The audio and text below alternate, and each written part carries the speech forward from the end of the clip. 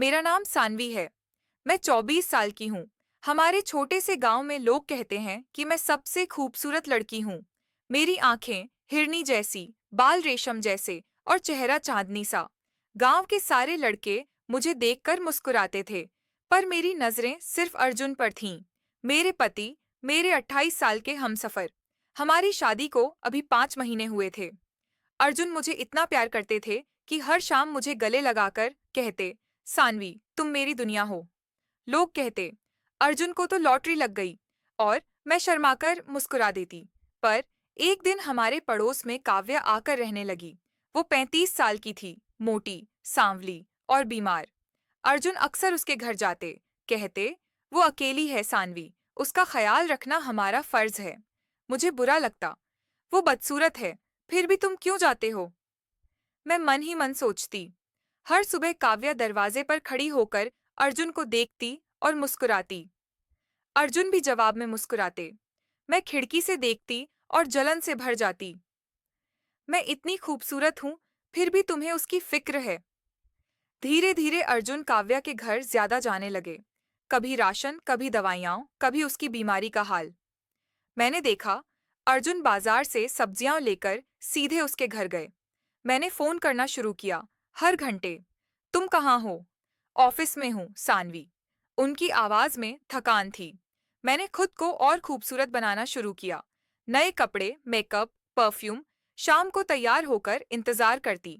अर्जुन आते, गले लगाते, पर उनकी आंखों में वो चमक नहीं थी जो पहले होती थी। एक रात मैंने देखा, अर्जुन चुपके से काव्या के घर गए। देर रात लौटे। मेरा दिल टूट गया। क्या तुम्हें मुझसे प्यार नहीं रहा? अगले दिन मैं काव्या के घर गई। वो बिस्तर पर लेटी थी। तुम अकेली रहती हो? मैंने पूछा। हाँ, कोई नहीं है मेरा। उसकी आंखें नम थीं। मैंने अर्जुन से कहा, चलो हनीमून पर चलें, कहीं दूर, सिर्फ हम दोनों। अर्जुन ने माथा सहलाया। अगले महीने, सानवी, अभी काम का बोझ है। फिर एक शाम हम बाहर डिनर पर जाने वाले थे। मैं तैयार हो रही थी। अर्जुन नहा रहे थे। तभी दरवाजे पर दस्तक हुई। पड़ोस का बच्चा बोला, काव्या आंटी की तबीयत खराब है।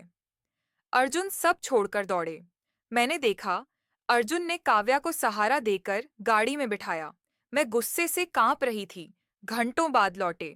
काव्या का हाथ अर्जुन के कंधे पर, अर्जुन की बांह उसकी कमर पर। मैं कमरे में चली गई। अर्जुन आए, बोले, सॉरी सानवी, उसे अस्पताल ले जाना पड़ा, कमजोरी थी। मैंने कहा, और तुम उसकी कमजोरी दूर करने गए थे? अर्जुन चुप रहे, फिर बोले, चलो बाहर चलते हैं। नहीं जाना। मैं बिस्तर पर लेट गई। अर्जुन मेरे पास आए, खाना गर्म करके लाए। अगर मैं हाथ से खिलाऊं? उनकी आंखों में प्यार था। मैंने निवाला खा लिया। फिर घंटों बातें की। अर्जुन बोले, मुझे बाहर जाना है, 2 दिन का काम। मैं उदास हुई, पर सोचा, कम से कम काव्या से दूर रहेंगे। अगले दिन अर्जुन चले गए। शाम को काव्या आई। अर्जुन कहाँ हैं? तुम्हें क्या मतलब? मैं चीखी। मैंने दवाइयां मंगवाई थीं। वो रोने लगी। मैंने दरवाजा बंद कर दिया। अगले दिन अर्जुन सुबह लौटे। मैं हैरान। वो सीधे काव्या के घर गए। मैं पीछे पीछे। तुम अभी आए और... वो बीमार है सानवी, मुझे खबर मिली तो लौट आया। मैं रो पड़ी। मुझे बीमार कर दो, शायद तब आओ। अर्जुन के भाई भाभी आए। मैंने सब बता दिया। भाभी बोली, मर्द ऐसे ही होते हैं। मैं रात भर रोती रही। अर्जुन घर नहीं आए। सुबह मैंने मोहल्ले में हंगामा किया। अर्जुन काव्या के साथ भाग गए। लोग सहमत हुए। हमने भी देखा है उन्हें। तभी अर्जुन लंगड़ाते हुए आए, छोटों से भरे। डाकुओं ने लूटा, अस्पताल में था। फिर काव्या का घर खाली, सामान बिखरा। वो कोने में बेहोश। अस्पताल पहुंचे। डॉक्टर बोले, दोनों किडनी फेल, कोई नहीं है उसका, मौत करीब है। अर्जुन मेरे पास आए, आंखें नम। सानवी, काव्या मेरी मौसेरी बहन है। मैं स्तब्ध। वो बचपन में अलग हो गई थी। मुझे हाल में पता चला। वो बीमार थी, अकेली थी। मैं मदद कर रहा था, दवाइयाँ, राशन, अस्पताल। वो लिफाफा, डायलिसिस की दवा थी। मैं रो पड़ी। मैंने तुम्हें गलत समझा। अर्जुन ने मुझे गले लगाया। तुम मेरी जान हो, कोई और नहीं। काव्या को हमने गोद ले लिया। उसकी सर्जरी हुई। अर्जुन ने अपनी एक किडनी दान की। वो ठीक हुई। हम तीनों साथ रहने लगे। एक शाम अर्जुन ने मुझे छत पर ले जाकर कहा, सानवी, तुम्हारी ईर्ष्या ने मुझे और करीब ला दिया। अब कोई गलतफहमी नहीं। मैंने उनकी आंखों में देखा। चांदनी में वो और खूबसूरत लग रहे थे। हमने हनीमून मनाया, कश्मीर में, बर्फीली वादियों में, सिर्फ हम दोनों। अर्जुन ने कहा, तुम मेरी सबसे बड़ी लॉटरी हो। मैंने मुस्कुराकर कहा, और तुम मेरे सबसे बड़े सपने। कश्मीर की वादियों में हमारा हनीमून चल रहा था। बर्फ की चादर बिछी थी। सानवी मेरे बगल में थी, लाल शाल ओढ़े, गालों पर ठंडी लाली। उसने मेरी बांह पकड़ी और धीरे से कहा, अर्जुन, तुमने मुझे कभी इतना प्यार नहीं दिया जितना अब दे रहे हो। मैंने उसका हाथ चूमा, क्योंकि अब मुझे पता है, तुम्हारी ईर्ष्या भी प्यार थी। हम डल झील में शिकारा पर थे। पानी पर चांद की परछाई नाच रही थी। सानवी ने सिर मेरे कंधे पर टिकाया। काव्या दीदी ठीक है ना? हाँ, आज सुबह फोन आया था। वो घर पर हैं। हमारी माँ बनकर रह रही हैं। सानवी मुस्कुराई। उसकी आंखों में आंसू थे, खुशी के। मैंने उन्हें माँ कहा था जब वो आईसीयू से बाहर आई थीं, और उन्होंने तुम्हें बेटी कहा। हमने कश्मीर में 7 दिन बिताए। हर रात सानवी मेरे सीने पर सिर रखकर सोती। मैं उसके बालों में उंगलियां फेरता। अर्जुन, अब कभी मुझे अकेला मत छोड़ना। कभी नहीं। घर लौटते ही, नई शुरुआत घर लौटे तो काव्या ने दरवाजा खोला। वो अब चलने फिरने लगी थीं, चेहरा चमकदार। आओ मेरे बच्चों! Exclamation mark. वो हमें गले लगाने दौड़ी। सानवी ने झुककर उनके पैर छुए। दीदी, अब आप हमारी माँ हैं। काव्या की आंखें भर आईं। तुमने मुझे नया जीवन दिया बेटी। अर्जुन ने मेरे कंधे पर हाथ रखा। सानवी, तुमने जो गलतफहमी की, उसने हमें एक परिवार बना दिया।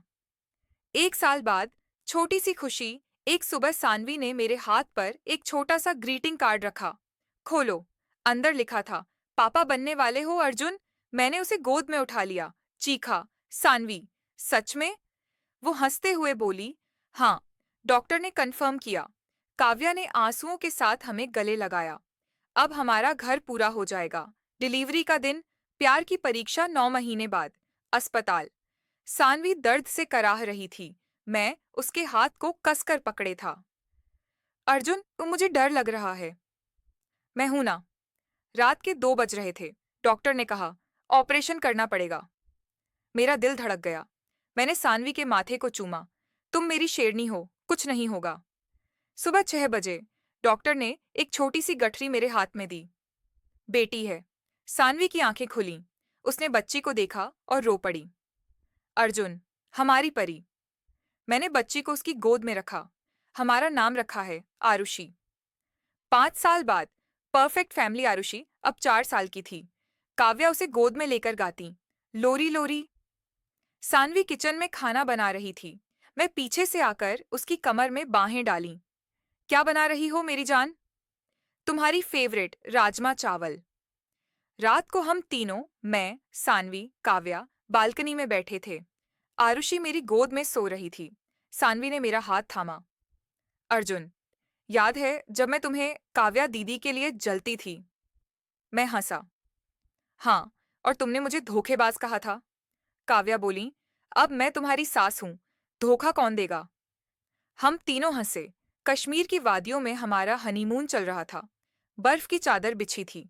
सानवी मेरे बगल में थी, लाल शाल ओढ़े, गालों पर ठंडी लाली। उसने मेरी बांह पकड़ी और धीरे से कहा, अर्जुन, तुमने मुझे कभी इतना प्यार नहीं दिया जितना अब दे रहे हो। मैंने उसका हाथ चूमा, क्योंकि अब मुझे पता है, तुम्हारी ईर्ष्या भी प्यार थी। हम डल झील में शिकारा पर थे। पानी पर चांद की परछाई नाच रही थी। सानवी ने सिर मेरे कंधे पर टिकाया। काव्या दीदी ठीक है ना? हाँ, आज सुबह फोन आया था। वो घर पर हैं। हमारी माँ बनकर रह रही हैं। सानवी मुस्कुराई। उसकी आंखों में आंसू थे, खुशी के। मैंने उन्हें माँ कहा था जब वो आईसीयू से बाहर आई थीं, और उन्होंने तुम्हें बेटी कहा। हमने कश्मीर में 7 दिन बिताए। हर रात सानवी मेरे सीने पर सिर रखकर सोती। मैं उसके बालों में उंगलियां फेरता। अर्जुन, अब कभी मुझे अकेला मत छोड़ना। कभी नहीं। घर लौटे तो काव्या ने दरवाजा खोला। वो अब चलने फिरने लगी। मेरा नाम आरव है, उम्र 22 साल और मैं एक कॉलेज स्टूडेंट हूँ। मेरे घर में मम्मी पापा और मैं रहते हैं। पापा अपने ट्रांसपोर्ट बिजनेस में व्यस्त रहते हैं और मम्मी अक्सर अपनी सहेलियों के साथ धार्मिक यात्राओं पर चली जाती हैं। पिछले महीने मम्मी 10 दिनों की तीर्थ यात्रा पर गई थीं और उसी दौरान मेरी चाची अनन्या हमारे घर आईं। अनन्या चाची 32 साल की थीं, लेकिन उनकी सादगी और मुस्कान में एक ऐसी कशिश थी जो किसी का भी दिल जीत ले। उनकी आंखों में मासूमियत थी और उनके चेहरे पर हमेशा एक हल्की सी उदासी जो मुझे बार बार उनकी ओर खींचती थी।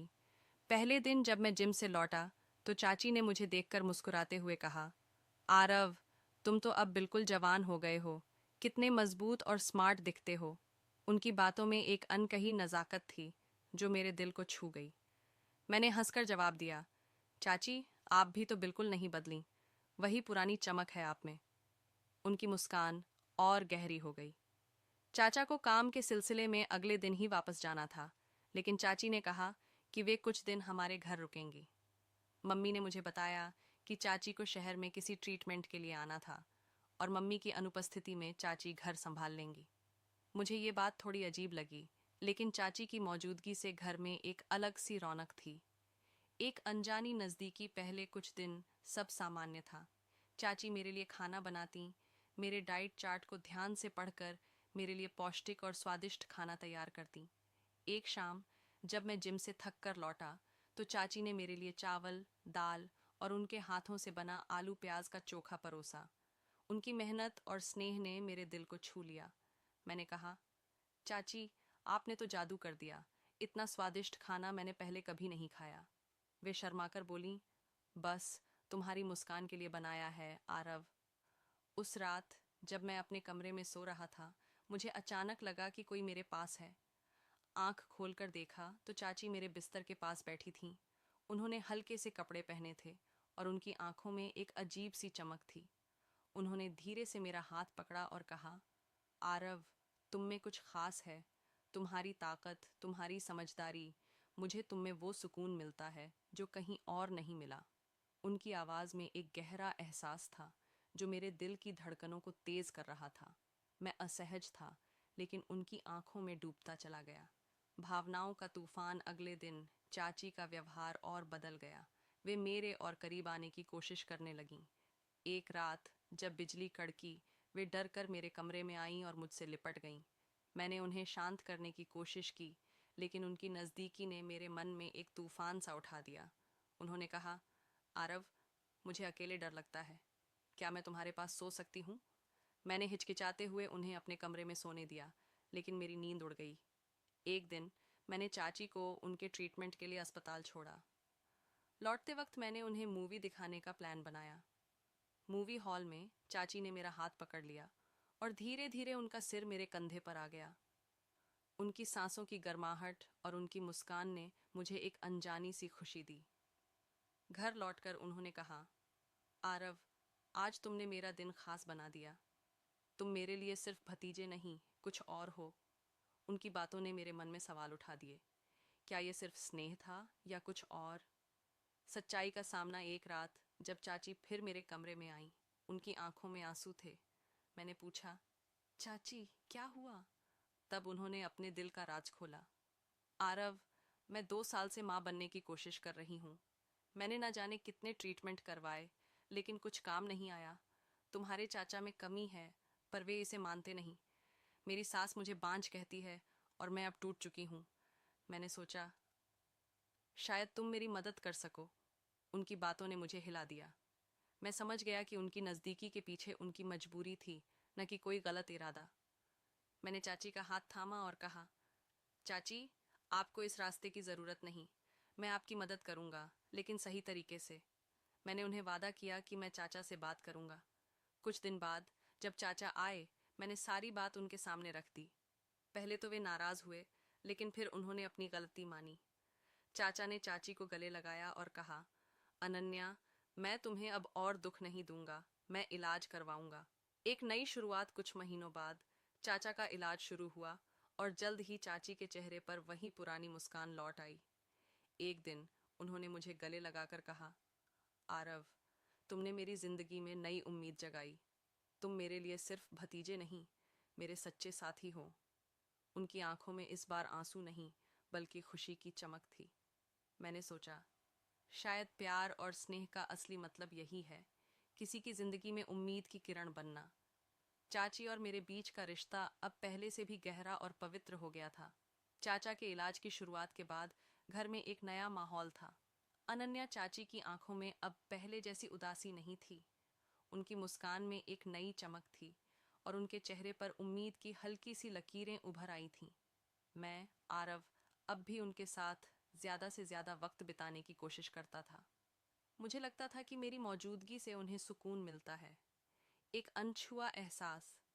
एक शाम जब मैं जिम से लौटा तो चाची ने मुझे हॉल में बुलाया। टेबल पर मेरे लिए गर्मा गर्म पराठे और उनकी पसंदीदा मसाला चाय रखी थी। मैंने हंसते हुए कहा, चाची, आप तो मेरे लिए हर दिन कुछ नया बना देती हैं। अब तो मैं आपकी इस आदत का दीवाना हो गया हूँ। वे शर्माकर बोली, आरव, तुम्हारे लिए कुछ करना मुझे अच्छा लगता है। तुम्हारी मुस्कान मेरे दिन को पूरा करती है। उस रात जब मैं अपने कमरे में किताब पढ़ रहा था, उन्होंने एक साधारण सी साड़ी पहनी थी, लेकिन उनकी सादगी में एक अलग ही जादू था। वे मेरे बगल में बैठीं और बोलीं, आरव, तुमने मेरी जिंदगी में जो किया वो मैं कभी नहीं भूलूंगी। तुमने मुझे सिर्फ उम्मीद ही नहीं दी बल्कि एक नया विश्वास दिया कि मैं अकेली नहीं हूँ। उनकी आवाज़ में एक गहरा एहसास था और उनकी आंखों में मेरे लिए एक अनकही कृतज्ञता। मैंने कहा, चाची, आप मेरे लिए परिवार हो। आपकी खुशी मेरे लिए सबसे ज़रूरी है। उस पल में हमारे बीच एक अनकही समझ थी। ना तो मैंने कुछ कहा, ना ही उन्होंने, लेकिन हमारी चुप्पी में एक गहरा रिश्ता पनप रहा था। ये रिश्ता न सिर्फ स्नेह का था बल्कि एक दूसरे के लिए सम्मान और विश्वास का भी था। एक नया सफर कुछ हफ्तों बाद चाचा और चाची को डॉक्टर से अच्छी खबर मिली। चाचा का इलाज सही दिशा में जा रहा था और डॉक्टर ने कहा कि जल्द ही चाची की मां बनने की इच्छा पूरी हो सकती है। उस दिन चाची ने मुझे फ़ोन किया। उनकी आवाज़ में खुशी की लहर थी। आरव, तुम्हारी वजह से आज मैं फिर से सपने देखने लगी हूँ। तुम मेरे लिए एक फरिश्ता हो। मैंने हंसकर कहा, चाची, फरिश्ता तो आप हो जो हमेशा सबके लिए इतना कुछ करती हैं। उसी शाम चाची ने घर पर एक छोटी सी पूजा का आयोजन किया। पूजा के बाद उन्होंने मुझे अपने पास बुलाया और एक छोटा सा लॉकेट दिया। उस लॉकेट में एक छोटा सा सूरज बना था। उन्होंने कहा, ये लॉकेट मेरे दिल की तरह है आरव। तुम मेरी जिंदगी में उसी सूरज की तरह आए हो जिसने मेरे अंधेरे को दूर किया। मेरे गले में वो लॉकेट पहनाते वक्त उनकी उंगलियां मेरे कंधों को छू गईं और उस स्पर्श में एक अनकही गर्माहट थी। मैंने उनकी आंखों में देखा और कहा, चाची, ये सूरज हमेशा आपके साथ रहेगा। एक अनकही चाहत का अंत। कुछ महीनों बाद चाची और चाचा को खुशखबरी मिली। चाची गर्भवती थीं। उस दिन जब मैं घर पहुंचा, चाची ने मुझे गले लगाया। उनकी आंखों में आंसू थे, लेकिन इस बार वो खुशी के थे। आरव, तुम्हारी वजह से आज मैं वो सपना जी रही हूँ जो मैंने लगभग छोड़ दिया था। मैंने उनकी आंखों में देखा और कहा, चाची, ये आपकी ताकत है। मैंने तो बस आपका साथ दिया। उस रात जब चाची और चाचा अपने कमरे में थे, मैं छत पर बैठा तारों को देख रहा था। मेरे मन में एक अजीब सी शांति थी। चाची के लिए मेरे दिल में जो भावनाएं थीं, वो शायद प्यार थीं, लेकिन वो प्यार एक अलग तरह का था। वो स्नेह, सम्मान और विश्वास का प्यार। मैंने सोचा, शायद यही जिंदगी का असली मतलब है, किसी की जिंदगी में रोशनी बनना बिना किसी स्वार्थ के। अंतिम पल कुछ समय बाद चाची और चाचा अपने गांव लौट गए। जाने से पहले चाची ने मुझे एक पत्र लिखा। उसमें लिखा था, आरव, तुम मेरे लिए सिर्फ भतीजे नहीं, मेरे दिल का एक हिस्सा हो। तुमने मुझे सिखाया कि ज़िंदगी में मुश्किलें कितनी भी बड़ी हों, अगर कोई साथ खड़ा हो तो सब आसान हो जाता है। हमेशा ऐसे ही चमकते रहना, मेरा सूरज। मैंने वो पत्र पढ़ा और मेरी आंखें नम हो गईं। चाची की मुस्कान, उनकी बातें और वो अनकही चाहत मेरे दिल में हमेशा के लिए बस गई थी। चाची और चाचा के गांव लौटने के बाद घर में एक अजीब सी खामोशी थी। मम्मी अपनी तीर्थ यात्रा से लौट आई थीं और पापा अपने बिजनेस में फिर से व्यस्त हो गए थे। लेकिन मेरे दिल में चाची की वो मुस्कान, उनकी बातें और वो लॉकेट अब भी जिंदा थे। मैं हर रात छत पर बैठकर तारों को देखता और उस पत्र को फिर से पढ़ता जो चाची ने मुझे दिया था। उनकी हर बात मेरे मन में एक गीत की तरह गूंजती थी। एक अनपेक्षित मुलाकात कुछ महीने बाद एक दिन मम्मी ने मुझे बताया कि चाची फिर से शहर आ रही हैं। उनका ट्रीटमेंट अब अंतिम चरण में था और चाचा काम में व्यस्त होने की वजह से उनके साथ नहीं आ सके थे। मेरे मन में एक अजीब सी बेचैनी और खुशी का मिश्रण था। मैं चाची से मिलने के लिए उत्साहित था, लेकिन साथ ही डर भी था कि कहीं मेरे मन की भावनाएं फिर से उलझ न जाएं। जब चाची घर आईं तो उनकी मुस्कान पहले से भी ज्यादा चमक रही थी। गर्भावस्था ने उनके चेहरे पर एक अलग ही नूर बिखेर दिया था। उन्होंने मुझे देखते ही गले लगाया और कहा, आरव, तुम्हें देखकर ऐसा लगता है जैसे मैं घर लौट आई हूँ। उनकी आवाज़ में वही पुरानी मिठास थी जो मेरे दिल को छू लेती थी। मैंने हंसकर कहा, चाची, आप तो अब पहले से भी ज्यादा खूबसूरत लग रही हैं।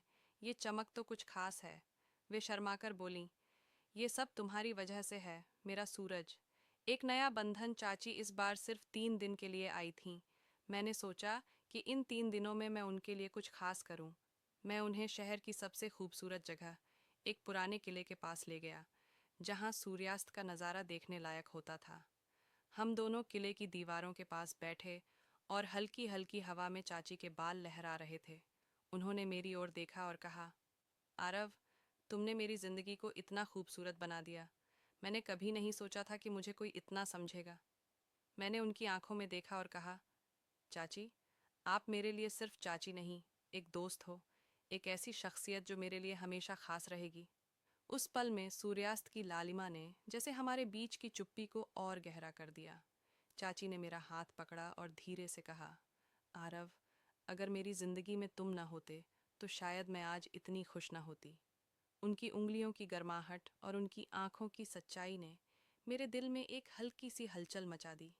एक अनकही वादा। तीसरे दिन जब चाची जाने वाली थीं, मैंने उनके लिए एक छोटा सा सरप्राइज प्लान किया।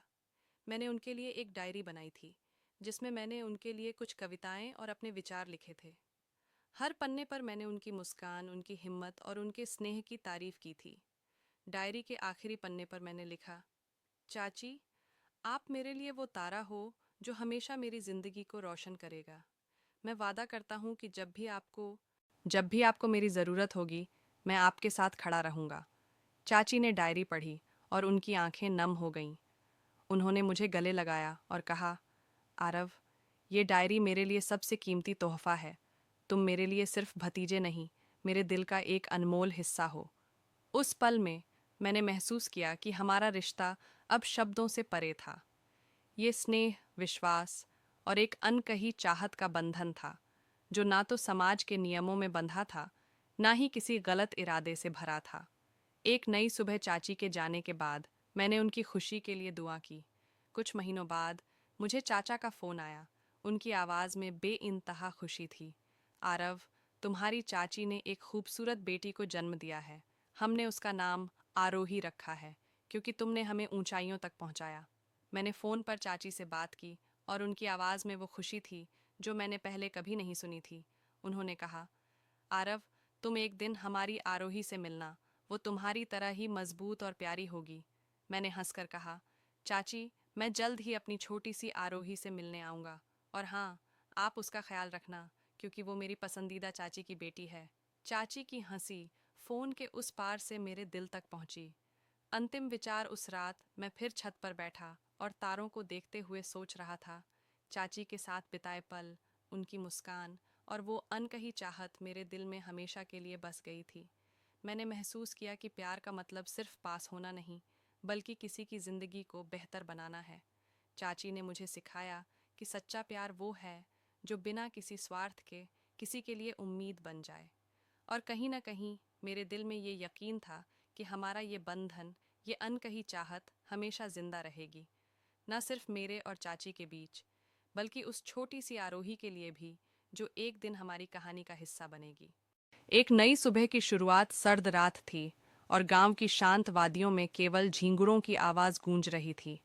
राधा, एक विधवा जो अपने पति के गुजरने के बाद से अकेलेपन की साए में जी रही थी, अपने छोटे से मिट्टी के घर में चूल्हे के पास बैठी थी। उसका दिल भारी था, लेकिन उसने हमेशा अपनी जिंदगी को संभालने की कोशिश की थी। उसका देवर किशन, जो गांव में अपनी मेहनत और नेकदिली के लिए जाना जाता था, अक्सर उसका ध्यान रखता था। किशन और राधा के बीच का रिश्ता हमेशा से सादगी और सम्मान से भरा था। लेकिन उस रात, जब हवा में ठंडक थी और आसमान में तारे चमक रहे थे, कुछ ऐसा हुआ जो राधा के दिल को छू गया। रात के 11 बजे होंगे। राधा अपने बिस्तर पर लेटी थी। नींद उसकी आंखों से कोसों दूर थी। तभी दरवाजे पर एक हल्की सी खटखट हुई। राधा चौंक गई। इतनी रात को कौन हो सकता था? उसने अपनी चादर लपेटी और दरवाजे की ओर बढ़ी। कौन है? उसने हल्की सी डरी हुई आवाज में पूछा। भाभी, मैं हूं, किशन। बाहर से आवाज आई। राधा ने दरवाजा खोला। किशन बाहर खड़ा था। उसके हाथ में एक छोटा सा लालटेन था, जिसकी मध्यम रोशनी उसके चेहरे पर पड़ रही थी। उसकी आंखों में एक अजीब सी चमक थी जो राधा ने पहले कभी नहीं देखी थी। इतनी रात को, किशन, सब ठीक है ना? राधा ने चिंता से पूछा। किशन ने एक गहरी सांस ली और मुस्कुराया। भाभी, सब ठीक है, बस मन नहीं लगा। सोचा आपसे थोड़ी बात कर लूं। राधा को उसकी बात अजीब लगी, लेकिन उसने उसे अंदर बुला लिया। दोनों आंगन में बैठ गए, जहां चांद की रोशनी फैली हुई थी। किशन ने लालटेन को एक तरफ रख दिया और राधा की ओर देखा। भाभी, मैं जानता हूँ आपके लिए ये साल आसान नहीं रहे, लेकिन मैं ये भी जानता हूँ कि आप कितनी मजबूत हैं। मैंने हमेशा आपका सम्मान किया है, लेकिन आज आज मैं कुछ कहना चाहता हूँ। उसकी आवाज़ में एक हल्की सी कांप थी। राधा का दिल तेजी से धड़कने लगा। उसने किशन की ओर देखा। उसकी आंखों में कुछ ऐसा था जो उसे बेचैन कर रहा था। क्या बात है किशन? उसने धीरे से पूछा। किशन ने एक पल रुककर कहा, भाभी, मैंने हमेशा आपके लिए अपने दिल में एक खास जगह रखी है। पहले तो ये सिर्फ सम्मान था, लेकिन धीरे धीरे ये कुछ और हो गया। मैं जानता हूँ ये गलत लग सकता है, लेकिन मैं आपसे अपने दिल की बात कहना चाहता हूँ। मैं आपकी ज़िंदगी का हिस्सा बनना चाहता हूँ, न सिर्फ एक देवर के रूप में, बल्कि उससे कहीं ज़्यादा। राधा की सांसें थम सी गईं। उसने कभी नहीं सोचा था कि किशन के मन में उसके लिए ऐसी भावनाएं होंगी। उसका मन उलझन में पड़ गया। एक तरफ समाज की रीतियां थीं और दूसरी तरफ किशन की सच्चाई, जो उसकी आंखों में साफ झलक रही थी। किशन, ये सब इतना आसान नहीं है, राधा ने कहा। उसकी आवाज़ में दर्द और उलझन थी। मैंने कभी इस बारे में नहीं सोचा। मैं जानता हूँ भाभी, किशन ने कहा। मैं आपसे कुछ भी जल्दबाजी में नहीं चाहता। बस इतना चाहता हूँ कि आप मेरे दिल की बात जान लें। मैं आपके लिए हमेशा रहूँगा, चाहे आप जो भी फैसला लें। उस रात दोनों चुपचाप चांद की रोशनी में बैठे रहे। राधा के मन में एक तूफान सा उठ रहा था, लेकिन कहीं गहरे में उसे किशन की बातों में एक सुकून भी मिला। शायद ये एक नई शुरुआत थी, एक ऐसी शुरुआत जो समय के साथ उनके रिश्ते को न्याय एक नई सुबह की शुरुआत जारी। चांद की रोशनी में राधा और किशन के बीच की खामोशी कुछ देर तक बनी रही। हवा में ठंडक थी, लेकिन किशन की बातों ने राधा के मन में एक गर्माहट सी पैदा कर दी थी। वह चुपचाप आकाश की ओर देख रही थी, जहां तारे मानो उनकी इस अनकही कहानी के साक्षी बन रहे थे। किशन ने भी चुप्पी नहीं तोड़ी। शायद वह राधा को अपने मन की उथल पुथल को समझने का वक्त देना चाहता था। कुछ देर बाद राधा ने धीरे से सिर उठाया और किशन की ओर देखा। उसकी आंखों में एक अजीब सी चमक थी, उलझन, डर और शायद कहीं गहरे में एक उम्मीद। किशन, उसने धीमी आवाज में कहा, तुम्हें पता है मेरी जिंदगी में कितने साल सिर्फ खामोशी और अकेलेपन के नाम रहे। मैंने कभी नहीं सोचा था कि कोई मेरे लिए ऐसा सोचेगा, खासकर तुम। किशन ने हल्के से मुस्कुराते हुए कहा, भाभी, मैं जानता हूँ कि ये सुनना आपके लिए आसान नहीं है, लेकिन मैं ये भी जानता हूँ कि आपने हमेशा दूसरों के लिए जिया है, सबके लिए, पर खुद के लिए कभी नहीं। मैं चाहता हूँ कि आप फिर से मुस्कुराएं, फिर से जिए। राधा के मन में एक तूफान सा उठ रहा था। उसने अपने पति को खोने के बाद जिंदगी को एक बोझ की तरह ढोया था। गांव की नज़रें, समाज की रीतियां और अपने दिल की खामोशी ने उसे बांध रखा था। लेकिन किशन की बातों में एक सच्चाई थी जो उसे झकझोर रही थी।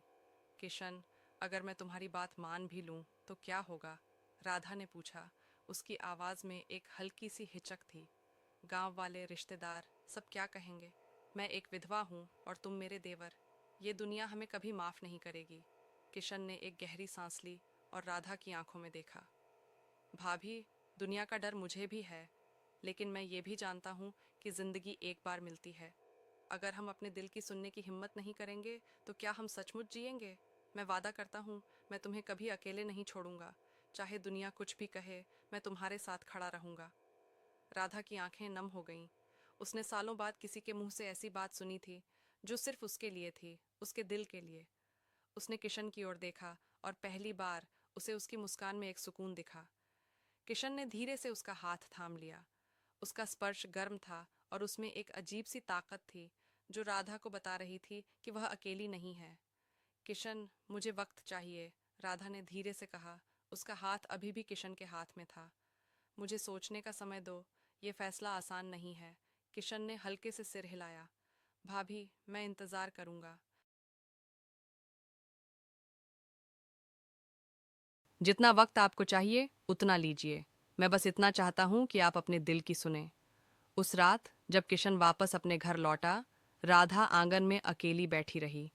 चांद अब और चमक रहा था, मानो उसकी उलझनों को सुलझाने की कोशिश कर रहा हो। राधा ने अपने दिल की गहराइयों में झांका।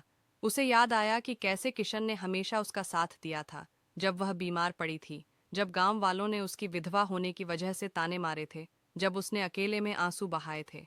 किशन हमेशा चुपके से उसका ख्याल रखता था। दिन बीतने लगे। किशन और राधा के बीच की बातचीत अब पहले से ज्यादा गहरी हो गई थी। किशन उसे छोटी छोटी बातों पर हंसाने की कोशिश करता। कभी वह उसके लिए बाजार से उसकी पसंदीदा मिठाई लाता, तो कभी आंगन में बैठकर उसे गांव की पुरानी कहानियां सुनाता। राधा को लगने लगा था कि उसका दिल, जो सालों से खामोश था, अब धीरे धीरे फिर से धड़कने लगा था। एक दिन जब सूरज ढल रहा था और आसमान लाल रंग से रंगा हुआ था, राधा ने किशन को अपने पास बुलाया। किशन, उसने कहा। उसकी आवाज में एक नई दृढ़ता थी। मैंने सोच लिया। मैं नहीं जानती कि ये रास्ता आसान होगा या नहीं, लेकिन मैं तुम्हारे साथ चलना चाहती हूँ। किशन की आंखें खुशी से चमक उठीं। उसने राधा का हाथ थामा और कहा, भाभी, मैं वादा करता हूँ, मैं तुम्हें कभी निराश नहीं करूँगा। उस पल सूरज की आखिरी किरणों ने उनके चेहरों को रोशन किया और राधा को लगा कि शायद जिंदगी ने उसे एक नया मौका दिया है, प्यार का, साथ का और एक नई सुबह का। अर्थ दे सकती थी एक नई सुबह की शुरुआत। जारी, राधा और किशन का फैसला उनके दिलों के बीच एक अनकहा बंधन बन गया था। उस सूरज ढलने के पल ने न सिर्फ उनके रिश्ते को एक नया नाम दिया, बल्कि राधा के मन में बरसों से जमी उदासी को भी पिघलाना शुरू कर दिया। लेकिन गांव की तंग गलियों और चौक चौराहों पर नजरें और बातें तेजी से फैलती थीं। राधा और किशन दोनों जानते थे कि उनकी राह आसान नहीं होगी। फिर भी किशन की आंखों में जो दृढ़ता थी, वह राधा को हिम्मत दे रही थी। अगले कुछ दिन राधा के लिए एक सपने जैसे थे। किशन हर छोटी छोटी बात में उसका ध्यान रखता। सुबह सुबह वह राधा के लिए तुलसी के पौधे के पास पानी का लोटा रख जाता, ताकि उसे दूर कुएं तक न जाना पड़े। कभी वह गांव के मेले से राधा के लिए रंग बिरंगी चूड़ियां लाता, और राधा, जो सालों से सादी साड़ियों में बंधी थी, उन चूड़ियों को देखकर शर्मा उठती। किशन की हर बात, हर हरकत में एक प्यार था जो राधा को फिर से जीने की वजह दे रहा था। एक शाम जब राधा आंगन में मिट्टी के चूल्हे पर रोटियां सेंक रही थी, किशन पास आकर बैठ गया। उसने एक छोटा सा गुलाब का फूल राधा की ओर बढ़ाया। ये आपके लिए भाभी, उसने मुस्कुराते हुए कहा। राधा ने फूल को हाथ में लिया। उसकी खुशबू ने उसके मन को एक अजीब सी ताजगी दी। किशन, तुम्हें नहीं लगता कि हमारी ये कहानी गांव वालों को पसंद नहीं आएगी? राधा ने फूल को सूंघते हुए धीरे से कहा। उसकी आवाज में अब डर कम और एक नई हिम्मत ज्यादा थी। किशन ने गहरी सांस ली और कहा, भाभी, मैंने पहले ही कहा था, मुझे दुनिया की परवाह नहीं। लेकिन अगर आपको डर है तो मैं आपके साथ गांव के बड़े बुजुर्गों से बात करूंगा। मैं उन्हें समझाऊंगा कि हमारा रिश्ता सच्चाई और सम्मान पर टिका है। राधा ने उसकी बात सुनकर हल्के से सिर हिलाया। उसे किशन की बातों पर भरोसा था, लेकिन गांव की रूढ़ियों का डर अभी भी उसके मन में कहीं न कहीं बाकी था। उस रात जब वह अपने बिस्तर पर लेटी थी, उसे अपने पति की याद आई। उसने मन ही मन सोचा, क्या तुम मुझे माफ कर दोगे? क्या मैं अपने लिए जीने का हक रखती हूँ? तभी हवा का एक झोंका आया और खिड़की के पास रखा गुलाब का फूल हल्के से हिला। राधा को लगा मानो उसका जवाब मिल गया हो। अगले दिन किशन ने गांव के पंचायत के मुखिया रामलाल जी से मिलने का फैसला किया। वह राधा के साथ गया ताकि दोनों मिलकर अपनी बात रख सकें।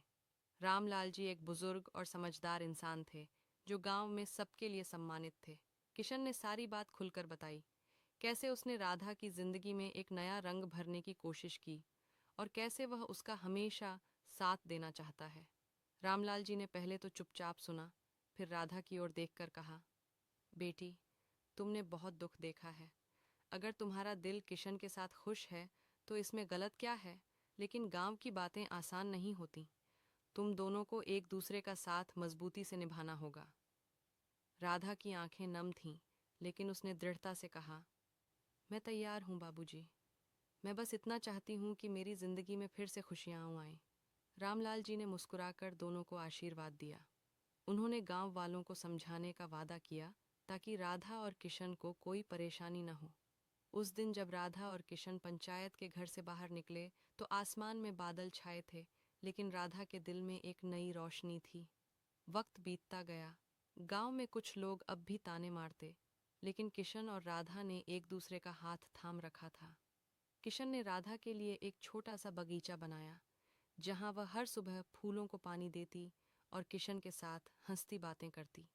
धीरे धीरे गांव वालों ने भी उनकी सच्चाई को स्वीकार करना शुरू कर दिया। राधा, जो कभी सिर्फ एक विधवा के रूप में जानी जाती थी, अब किशन की साथी के रूप में गांव की कहानियों में शामिल हो गई थी। एक साल बाद गांव के मेले में राधा और किशन साथ साथ घूम रहे थे। राधा ने पहली बार रंग बिरंगी साड़ी पहनी थी और उसकी कलाइयों में चूड़ियां खनक रही थीं। किशन ने उसकी ओर देखा और कहा, भाभी, तुम्हारी मुस्कान मेरी जिंदगी का सबसे खूबसूरत रंग है। राधा ने शर्माते हुए कहा, किशन, अब मुझे भाभी मत बुलाओ, बस राधा कहो। किशन ने हंसते हुए उसका हाथ थामा और दोनों मेले की भीड़ में खो गए, जहां उनकी प्रेम कहानी अब सिर्फ उनकी नहीं। रात के 12:30 बज चुके थे। मैंने आंखें बंद कर रखी थीं, लेकिन नींद कोसों दूर थी।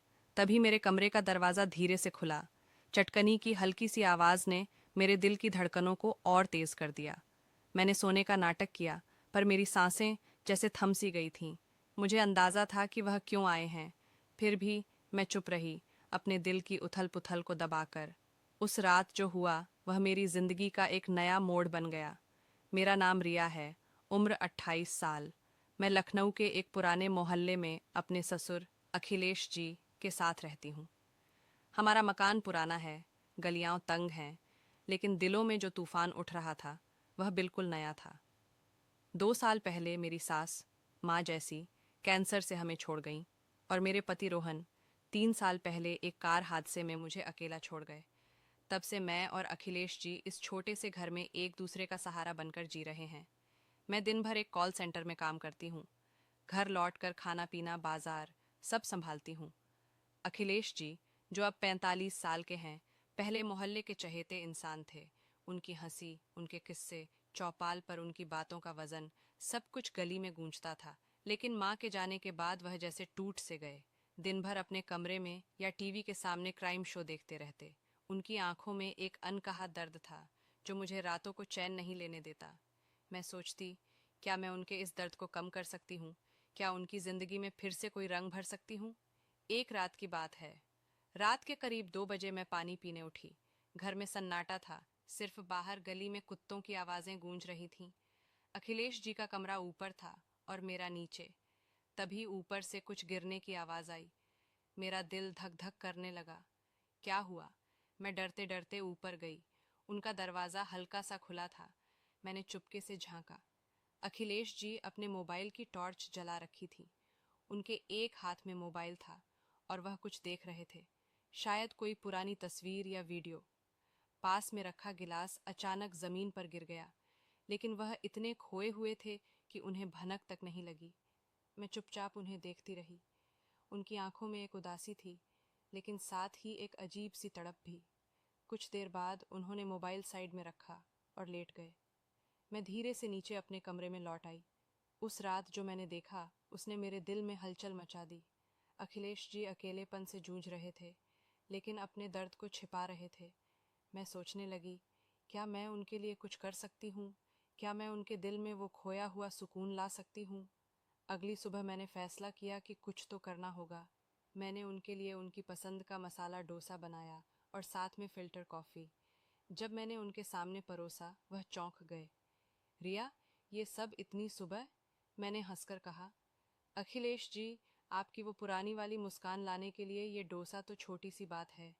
वह हल्का सा मुस्कुराए और मेरे दिल को जैसे ठंडक मिल गई। उस दिन के बाद मैंने उनके साथ वक्त बिताना शुरू किया। कभी उनके पुराने दोस्तों को घर बुलाया, कभी शाम को उनके साथ गली में टहलने निकली। एक दिन जब मैं रात को खाना बना रही थी, उन्होंने अचानक कहा, रिया, तू मेरे लिए बेटी जैसी है, लेकिन तेरा दिल क्या कहता है? तू भी तो अकेली है ना? उनकी बात मेरे दिल को छू गई। मैंने धीरे से कहा, अखिलेश जी, अकेलापन तो हम दोनों का है। शायद हम एक दूसरे के लिए वो कमी पूरी कर सकते हैं। एक शाम जब मैं कॉल सेंटर से लौटी, अखिलेश जी आंगन में कुर्सी डालकर बैठे थे। मैं उनके पास गई और बोली, अखिलेश जी, आपको याद है आप कहाँ करते थे कि जिंदगी एक गाना है जो हर धुन में बहता है? वह मुझे देखकर बोले, हाँ, पर अब तो मेरा गाना जैसे थम सा गया है। मैंने उनका हाथ पकड़ा और कहा, तो चलिए हम इस गाने में नई धुन जोड़ते हैं। हम एक दूसरे के लिए वो संगीत बन सकते हैं। उस रात जब घर की बत्तियां बुझ गईं, मैंने देखा कि अखिलेश जी मेरे कमरे के पास खड़े थे। उनकी आंखों में हिचक थी, लेकिन एक गहरी चाहत भी। मैंने पूछा, अखिलेश जी, सब ठीक? वह चुप रहे, फिर धीरे से बोले, रिया, तूने आज जो कहा वो मेरे दिल में उतर गया। मैं तुझ में अपनी बेटी देखता हूँ, लेकिन शायद कुछ और भी। मेरी सांसें तेज हो गईं। मैंने हल्के से कहा, अखिलेश जी, हम दोनों ने बहुत कुछ खोया है, लेकिन शायद हम एक दूसरे में वो खुशी ढूंढ सकते हैं जो हमें चाहिए। लोग क्या कहेंगे, ये सोचकर जिंदगी थमती नहीं। उन्होंने मेरा हाथ थामा। उनकी हथेली में एक गर्माहट थी जो मेरे दिल तक उतर गई। वह बोले, रिया, ये रास्ता आसान नहीं। मैंने मुस्कुराकर कहा, अखिलेश जी, जो आसान होता है उसमें मज़ा कहाँ। बस आप मेरे साथ रहें, फिर देखिए जिंदगी कैसे गुनगुनाने लगती है। उस रात हमने एक दूसरे के साथ वक्त बिताया। पुरानी बातें, माँ के किस्से, रोहन की शरारतें, और वो दिन जब घर में हंसी गूंजती थी। लेकिन उस रात कुछ बदल गया। अखिलेश जी की आंखों में वो खालीपन कम हो गया और मेरा दिल भी हल्का हो गया। अगले दिन जब मैं दफ्तर से लौटी, अखिलेश जी ने मेरे लिए मेरी पसंद की मसाला चाय और पकौड़े बनाए थे। रिया, आज तुझे कुछ छटपटा चाहिए, उन्होंने हंसकर कहा। मैंने जवाब दिया, अखिलेश जी, आपने तो मेरी जिंदगी में पहले ही तड़का डाल दिया। वो एक नई शुरुआत थी। न कोई नाम, न कोई रिश्ता, बस दो दिल जो एक दूसरे का सहारा बन गए। बाहर की दुनिया वही थी, लोग, उनकी बातें, उनका शोर, लेकिन हमारे घर में एक नई सुबह थी, जहाँ रिश्ते नहीं, बस एहसास थे। उस दिन के बाद हमारे घर में जैसे एक नया रंग बिखरने लगा। अखिलेश जी की आंखों में वो पुरानी चमक धीरे धीरे लौट रही थी, और मेरा दिल भी जैसे हर दिन हल्का हो रहा था। मैं कॉल सेंटर से लौटती और अखिलेश जी आंगन में मेरे लिए मसाला चाय या कोई छोटा मोटा नाश्ता तैयार रखते। उनकी वो छोटी छोटी कोशिशें मेरे लिए किसी बड़े तोहफे से कम नहीं थीं। एक शाम की बात है। बारिश हो रही थी और लखनऊ की तंग गलियों में पानी की छप छप की आवाज़ गूंज रही थी। मैं दफ्तर से भीगते हुए लौटी। अखिलेश जी दरवाजे पर खड़े थे। उनके हाथ में एक तौलिया और मेरी पसंद की अदरक वाली चाय थी। रिया, तू भी ना छाता ले जाना भूल जाती है, उन्होंने हल्की हंसी के साथ कहा। मैंने तौलिया लिया और मुस्कुराकर बोली, अखिलेश जी, जब आप मेरी इतनी फिक्र करते हैं तो छाते की क्या जरूरत। उनकी आंखों में एक पल के लिए वो गर्माहट चमकी जो मेरे दिल को छू गई। उस रात हम दोनों आंगन में बैठे। बारिश की बूंदें छत पर टप टप गिर रही थीं और हवा में मिट्टी की सौंधी खुशबू थी। मैंने उनकी तरफ देखा और पूछा, अखिलेश जी, आपको याद है आप माँ को कैसे लव लेटर लिखा करते थे? वो किससे सुनाया कीजिए। वह हंसे और उनकी हंसी में वो पुराना जोश था। रिया, वो तो जवानी के दिन थे। तेरी सासू माँ को मैंने पहला लेटर एक गुलाब के साथ दिया था। वो गुस्सा हो गई थीं, लेकिन फिर चुपके से मुस्कुराई थीं। मैंने हंसकर कहा, तो अब आप मेरे लिए एक लेटर लिखेंगे? वह ठिठक गए, फिर धीरे से बोले, रिया, अब तो मेरे अल्फाज तुझ में ही बसते हैं। लेटर की क्या ज़रूरत। उनकी बात ने मेरे दिल में जैसे आग सी लगा दी। मैं चुप रही। लेकिन मेरी आंखें शायद सब कुछ कह रही थीं। उस रात जब मैं अपने कमरे में जाने लगी, अखिलेश जी ने मेरा हाथ पकड़ा। उनकी उंगलियों में वो गर्माहट थी जो मेरे पूरे वजूद